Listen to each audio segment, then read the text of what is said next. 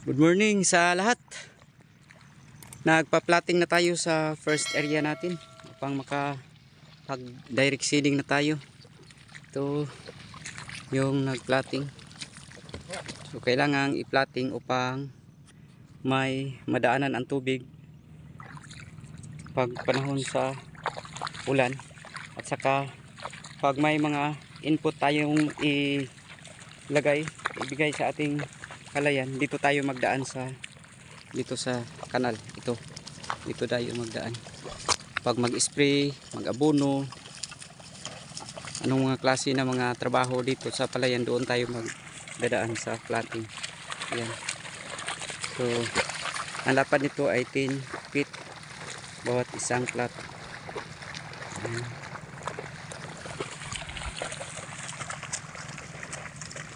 Patapos na siyang mag plotting. Pagkatapos nito ay tawag sa amin kaskas na. Ipa-drain natin ang tubig lahat upang makapag sabod na tayo.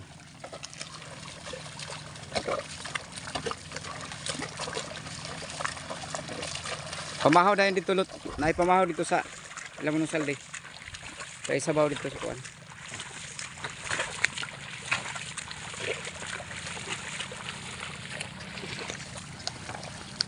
Salamat at handang-handa na. Magpa-drain na lang tayo ng tubig.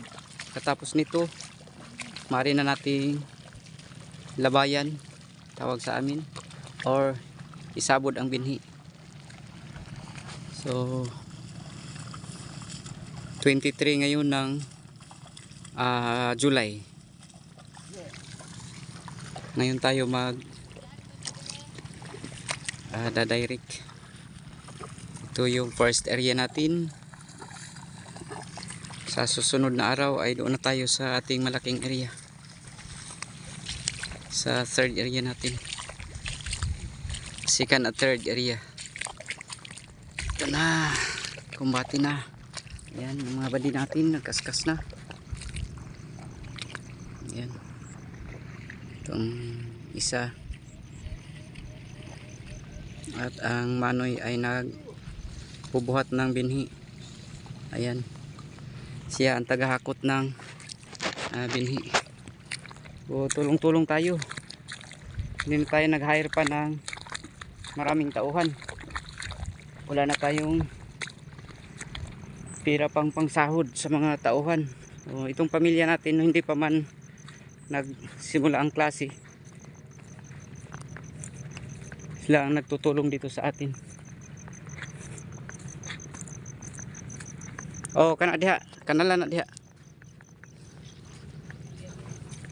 Ito na lang problema natin, ang pagpadre na lang sa tubig. Yan.